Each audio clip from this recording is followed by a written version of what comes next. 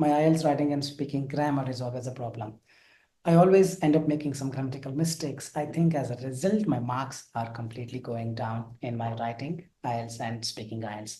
Well, if you're wondering with these kind of doubts in your mind, then trust me, today's video is the one that's gonna throw some light on the grammatical aspects with respect to your IELTS writing and speaking. Want to make most out of this video? Make sure you watch the video till then. Hey everybody, Nakul here from Skills IELTS. Really hope everybody is doing fantastic.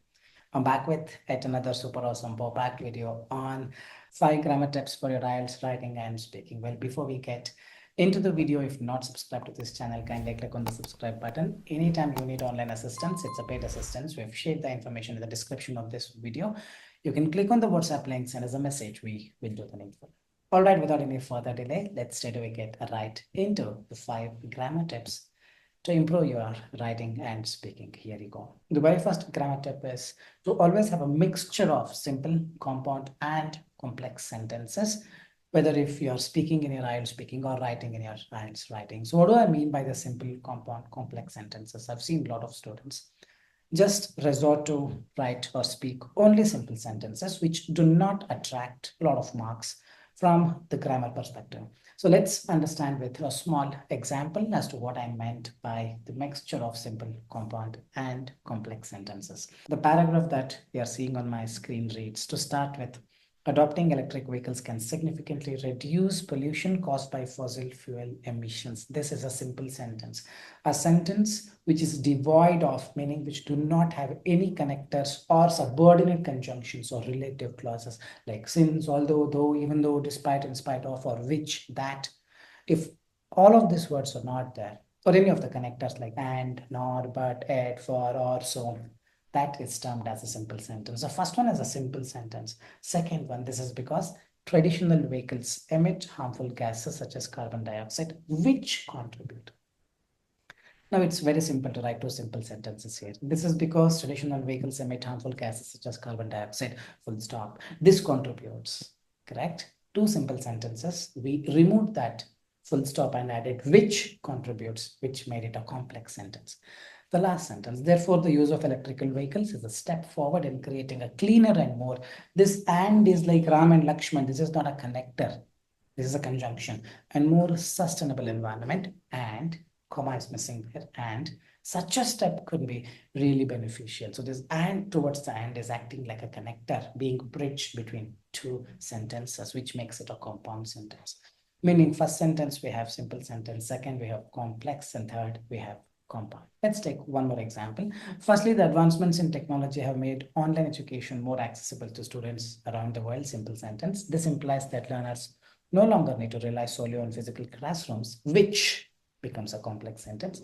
Consequently, online platforms allow individuals to gain knowledge at their own pace and convenience, and compound sentence. So this certainly boosts more enrollment. So we are writing a mixture of simple, compound, complex. Even when you speak, you gotta follow this for a better marks towards your grammar for your IELTS writing and speaking. Second grammar tip to work on your IELTS speaking and grammar is remember to use the right tenses. If it's a fact, meaning you're representing something that is true all the time, then you have to write a present tense. He eats pizza, it's a present tense. He eats means he always eats. He teaches English means he always teaches. If it's a fact, always make sure to go with present tense. For instance, in this paragraph, another significant benefit is that renewable energy consistently provided, no, provides. Remember, always use the present tense if it's a fact. Benefit is a fact. It's always true no matter what, correct? Provides cost-effective solutions for both households and businesses. This happens, this is a fact again. This happens because that's a fact. The reasoning is true because traditional energy sources such as coal and gas rely on imports at fluctuating high prices, which drives up.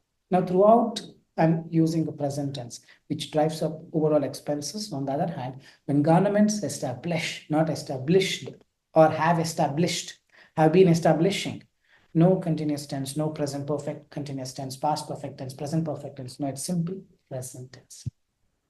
For more idea on this, you can check out my 2-hour grammar full course video that I have uploaded in the YouTube long time ago, which has all the tenses clearly explained. Establish renewable power systems like wind and solar plants. it stabilizes. Entire thing is true. It's a fact. So entire thing, I have to go with present tense. So let's take up another example. Another considerable outcome is that it helps the country, not helped or it has helped. It helps the country's population and businesses to save more on electricity bill. This is because the countries that generate, the countries that have generated, that generate electricity from depleting sources, resources need to import at high prices. This increases, not this has increased, increases the cost per unit because it's a fact. Has increased means some event happened in the past and has just finished, or probably the transition to the present is there. But this is always true before, even today, tomorrow. So it's a present tense, not past perfect or present perfect tense. This increases the cost per unit. However, if a state authority has introduced, introduces. The next one, it reduces. Overall, if you properly observe, it is a present tense because it's a fact. The third grammatic most important thing is use modals or modal verbs wherever required. I eat pizza. I will eat pizza. I may eat pizza. I might eat pizza. I can eat pizza. All of these represent different scenarios. So when you bring these models, like can, could, will, would, might, ought, correct? Let's take up a simple example. One notable benefit of transitioning to renewable energy is that it can lead to, can represent the ability. Many countries rely on, will have to, shows that 100% there, will have to depend on it, correct? Will represent certainty. I will do it, correct? Which might result in, because we're not sure whether it will happen or not, 50-50 percentage on the outcome, then we say it might result in financial strain. By investing in sustainable resources such as wind and solar power, governments could ensure there is a possibility they could do it.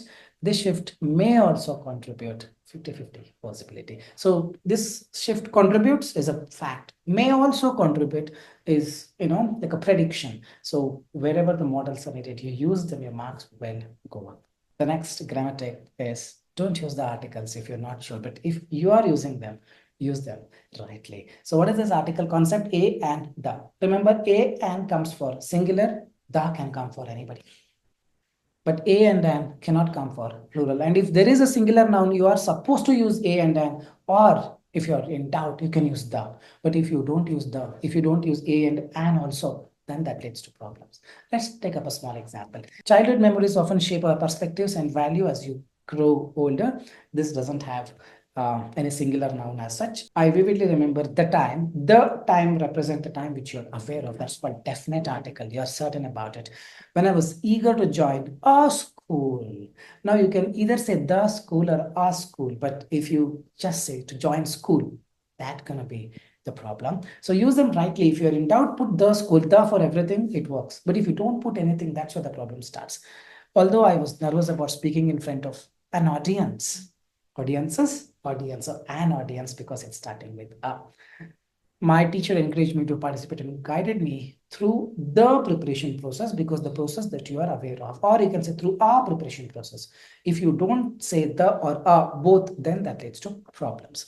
On the day of the event, I performed confidently and received applause from the audience, because now earlier it was an audience. Now you know which audience you're talking about. A or an represents indefinite article. The represents definite article. This experience not only boosted my self-esteem, but also instilled in me the importance of stepping out of my comfort zone to achieve personal growth. Here you cannot say "yay growth" because growth is uncountable. You cannot use a growth for that. So few of the things are a bit complicated here. You can check out my articles video for more information. But the point is, in doubt, put the everywhere so that you can escape from it. Or if you want to use it rightly, please use the concepts that I just talked about. A or an comes for singular noun. The can come for anything, but the means you know about it. You're definite about it. The fifth grammar tip is most important. I've seen people eager to get marks right. They end up writing very complicated in a way that even Shakespeare cannot understand. Although you don't have to do it. Write in the most simple way possible. But simple doesn't mean that you write only in simple sentences. You have a mixture of sentences, but in the most simple way possible. For instance, see the sentence there. So with the help of establishing a new source of energy which can be reproduced and which is available plenty and freely in nature, can be more, which further, a lot of loops inside loops inside loops. Keep it very simple. Write a simple sentence.